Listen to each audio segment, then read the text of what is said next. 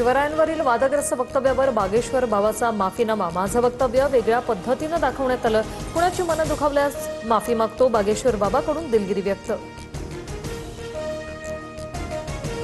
लग्न करून हिंदूंची संख्या वाढवण्यात योगदान देणार, 4 मुलं करण्याच्या वक्तव्यावर बागेश्वर बाबांचं विधान।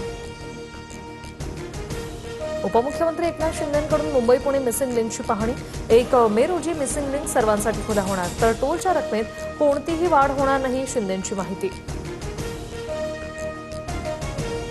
मराठी सक्तीच्या मुद्द्यावर उद्या मंत्रालयात बैठक होणार, परिवहन मंत्री प्रताप सरनाईकांच्या दालनात दुपारी 12:30 वाजता होणार बैठक। संजय निरुपम यांच्यासह रिक्षा टॅक्सी चालक संघटनेचे प्रतिनिधी उपस्थित राहणार। अपात्र लाडक्या बहिणींना शासनाचा मोठा धक्का, निकषात न बसणाऱ्या 12,915 महिलांच्या खात्यावर टाच, अपात्र लाडक्या बहिणींकडून 11 कोटींची वसुली, महिला आणि बालकल्याण विभागाची माहिती।